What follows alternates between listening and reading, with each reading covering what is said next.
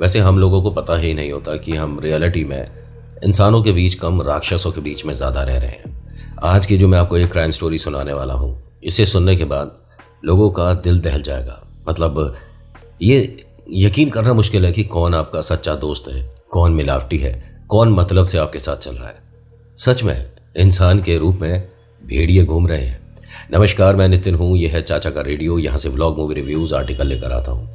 और अब फिलहाल एक चीज़ नई जुड़ी है जिसके अंदर हम क्राइम स्टोरीज़ को कवर करने की कोशिश करते हैं। हाँ, भले ही आपको मैं बहुत बेहतरीन तरीके से नहीं सुना पाता, लेकिन कोशिश तो करनी चाहिए ना। अगर आपको पसंद आएगा तो इस पर भी हम थोड़ा फोकस करेंगे। आज बेंगलुरु से है। कर्नाटक के बेंगलुरु में एक जगह है अगारा झील करके। यहाँ से एक फ़ोन जाता है पुलिस के पास, और पुलिस को जो सुबह सुबह बताया जाता है उसे सुनने के बाद उनके पैरों के नीचे से ज़मीन निकल जाती है। क्योंकि वो जगह बहुत ज़्यादा शांत हुआ करती थी। वहाँ पर थोड़ा सुनसान तो था, लेकिन ऐसा एक भी केस कभी सामने नहीं आया था। युवक ने बताया जो फ़ोन पर था कि यहाँ एक आदमी की लाश पड़ी है, खून में लथपथ। आप प्लीज़ आइए फटाफट से। अब वो पुलिस ने जैसे ही ये सूचना मिली, अपनी गाड़ियाँ निकालते हैं और पहुँचते हैं घटनास्थल पर। वहाँ जाकर वो चारों तरफ से उस जगह को पहले सेव करते हैं। पब्लिक बहुत ज़्यादा आ जाती है, एकदम से भीड़ लगनी शुरू हो जाती है। तो पुलिस ये सभी से कहती है कि इनमें से कोई भी आदमी ऐसा हो जो बाहर आके, मतलब भीड़ में से बाहर आकर बता पाए कि ये आदमी कौन है जो झील के पास ज़मीन पर पड़ा है। कई लोगों ने आकर देखा, हर किसी ने बता दिया नहीं जानते। चेहरा समझ ही नहीं आ रहा था। बहुत ज़्यादा परेशानी, बहुत ज़्यादा दर्दनाक हादसा हुआ था जो भी था। अब पुलिस ने उन सभी से जब पूछताछ कर ली और वो जब लोग जाने लग गए, भीड़ को हटाना शुरू करा, तो नज़र पड़ती है एक गाड़ी पर। फिएट एक गाड़ी इस घटनास्थल से थोड़ा सा दूर, कह सकते हैं कि झाड़ियों के पीछे छुपाने की कोशिश करके खड़ी करी हुई थी। पुलिस ने जाकर जब चेक किया तो यहाँ ड्राइविंग सीट पर खून की छींटें थी। अब इससे ये लग रहा है कि भाई साहब, ये ही ड्राइवर है जो आदमी गाड़ी चला रहा था, इसी का खून है और इसी के साथ ये दुष्कर्म हुआ है और इसे लाकर यहाँ फेंक दिया गया है। या ये उतर कर भागा था, अपने आप को बचाने की कोशिश कर रहा था। क्या हुआ था यहाँ समझना बेहद मुश्किल। ये आदमी के पास किसी भी तरह का कोई भी आइडेंटिफिकेशन कार्ड वगैरह नहीं था, न पैन कार्ड, न आधार कार्ड, किसी तरह का कुछ भी नहीं। ड्राइविंग लाइसेंस तक नहीं था। हाथों में कोई अंगूठी नहीं, गले में कोई चेन नहीं, पर्स में कुछ भी ऐसा नहीं जो प्रूव करे ये आदमी कौन है। अब ऐसे ढूंढना कितना मुश्किल। लेकिन एक जरिया था, गाड़ी अगर इसकी हुई तो नंबर से हम पता लगा सकते हैं ओनर का। अब इस गाड़ी के बारे में पता किया गया, इसके नंबर से इसके ओनर के घर पहुंचे। ओनर ने बता दिया और उनका इससे सभी से कोई मतलब ही नहीं है। ठीक है, ध्यान से सुनिएगा। ओनर ने बताया कि 6 महीने पहले हम ये गाड़ी हमारे यहाँ काम करने वाली जो होम सर्विस देती हैं, जानकी नाम की महिला को बेच चुके हैं। लेकिन उन्होंने अभी हो सकता है कि ट्रांसफ़र नहीं कराई थी, जिसकी वजह से आपके पास इस गाड़ी का ओनर मैं आया। हम जानकी को बेच चुके थे। जानकी कहाँ है जी? जानकी तो काफ़ी टाइम से आ नहीं रही। अब पुलिस ने इस बात में और लोगों से पूछताछ करनी शुरू करी कि भाई नाम तो हमें पता चल गया कि जानकी करके कोई है जिसकी ये गाड़ी है। जानकी को ढूंढो। 1 दिन हुआ, 2 दिन हुआ, 3 दिन हुआ। जब बहुत कोशिश कर ली तो इन्हीं से, जो गाड़ी के ओरिजिनल ओनर थे, उनसे कहा कि आप जानकी का एड्रेस बता सकते हो। उन्होंने बताया कि हमारे पास वो काम तो करती थी, लेकिन कभी हमने उसके घर का, या जैसे होता है ना, किसी को आप जॉब पर रखते हो तो उसके बारे में थोड़ी वेरिफिकेशन कर लो, हमारे पास सॉरी उसका एड्रेस वगैरह तो नहीं। तो आसपास के लोगों से पता किया तो उनमें से एक के यहाँ और जानकी होम सर्विस दिया करती थी, उन्होंने बता दिया जानकी का एड्रेस। अब पुलिस को बहुत तसल्ली हुई कि चलो हमें एक सुराग तो मिला।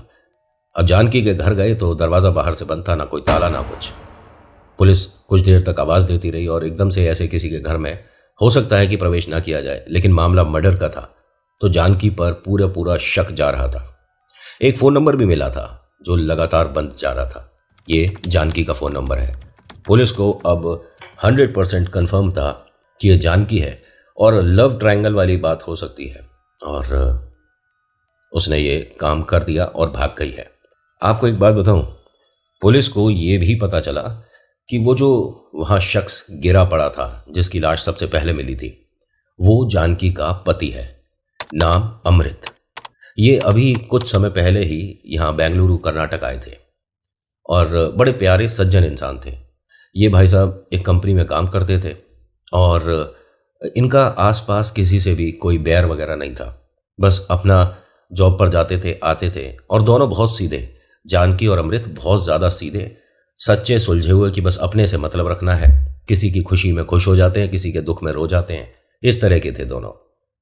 लेकिन अमृत के साथ जो हुआ, वो पुलिस की जो सुई है शक वाली, वो जानकी पर जा रही थी। क्या पता दिमाग घूम गया हो और अमृत को रास्ते से हटा दिया हो।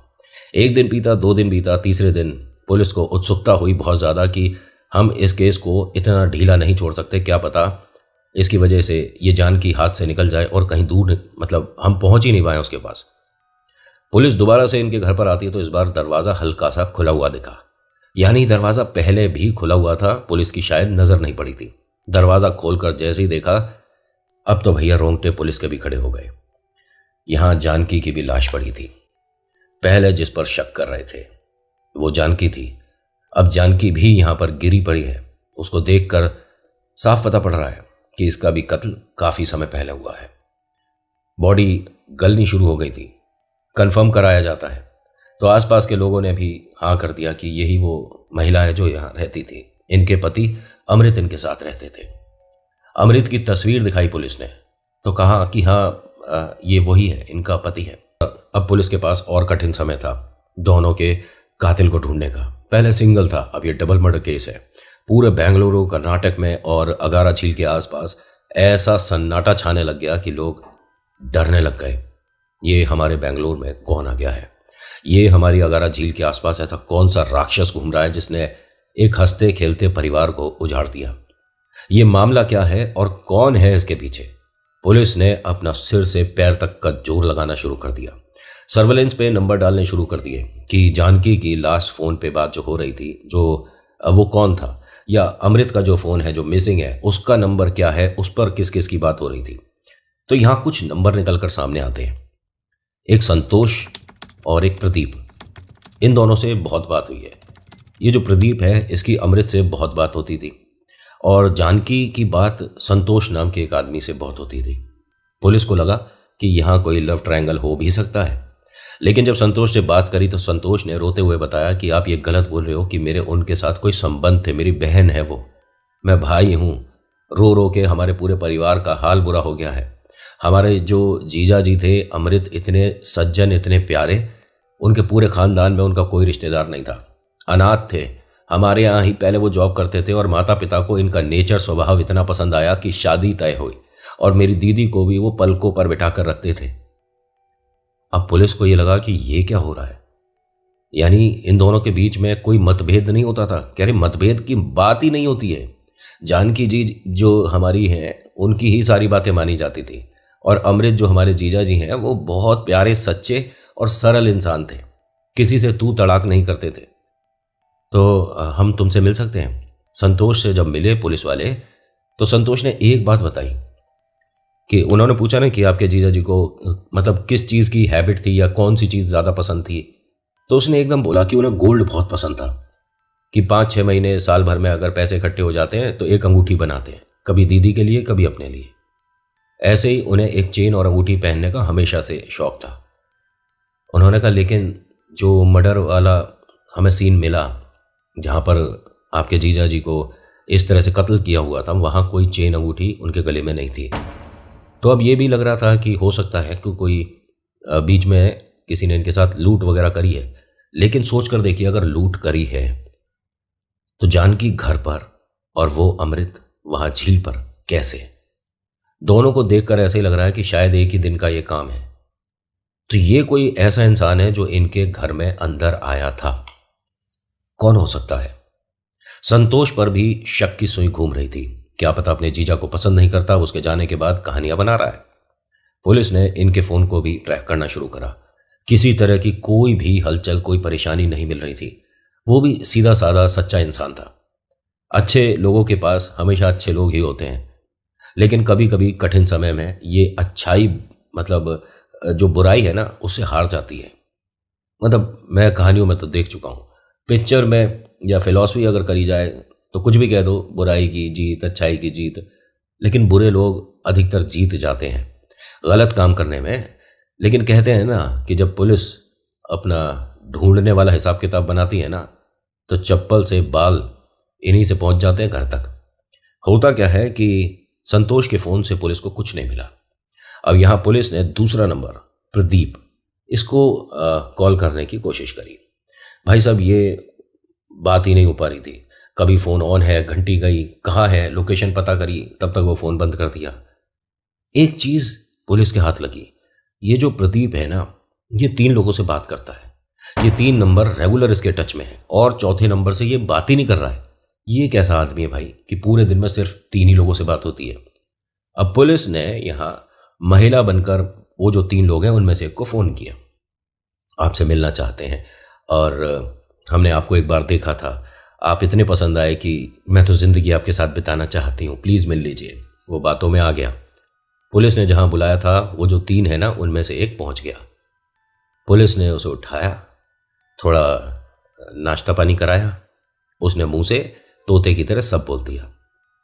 क्या बात कर रहे हो, तुम्हें पता है तुम क्या बोल रहे हो? उसने कहा, हाँ जी, हमने तो प्रदीप जो हमारा दोस्त है उसके कहने से हम तीनों ने मिलकर जानकी और संतोष को मार दिया। क्या आप बेकार की बातें कर रहे हो? उन्होंने कहा, ऐसा ही हुआ है। अब पुलिस ने बाकी दोनों का पता पूछा। मैंने बताया ना, तोते की तरह बोलना शुरू हो गया ये। लेकिन इस तक पहुंचना बहुत बड़ी बात थी। कर्नाटक में जिस तेजी के साथ इस केस को सॉल्व किया गया ना, सल्यूट है। और ऐसे ही मतलब क्विकली अगर काम किए जाए तो कितना बेहतरीन हो जाएगा सब। लोगों के, क्रिमिनल्स के ना मन में डर होना चाहिए, बहुत ज़्यादा निफराम नहीं हो जाना चाहिए कि चल क्या ही हो जाएगा, हमें कौन ही पकड़ लेगा, हमारा क्या ही बिगाड़ लोगे। ये वाली बात होती है ना, तो ये क्राइम बढ़ता चला जाता है।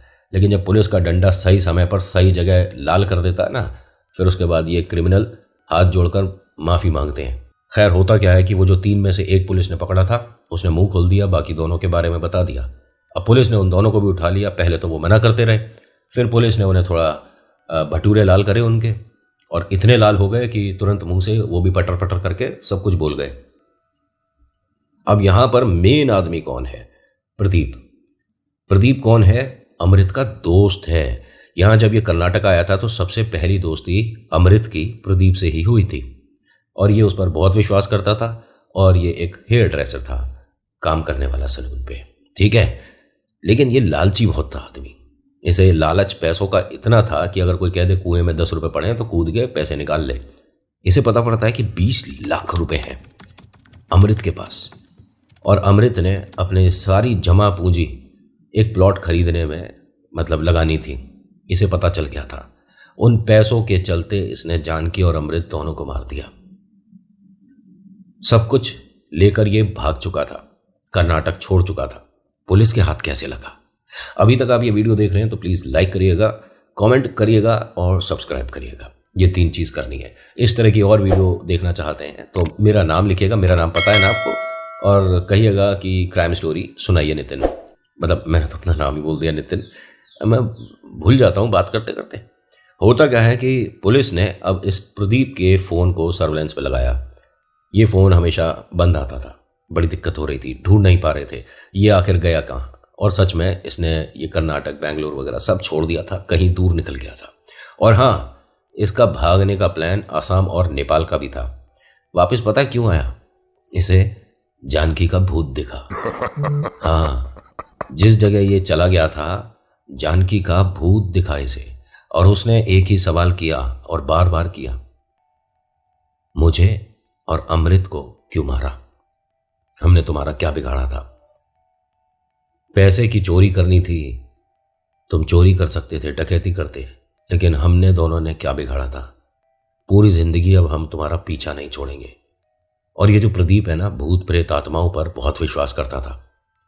चलती ट्रेन से कूदा था ये, और जहां पर ये जंप किया ना, वहां की पब्लिक ने इसे पकड़ा, अस्पताल लेकर गए और पूछते हैं, भैया इसका मानसिक संतुलन ठीक है? ये अपने आप कुछ कुछ बोल रहा था, पब्लिक को समझ नहीं आ रहा था। लेकिन ये वापस लौटा बेंगलोर।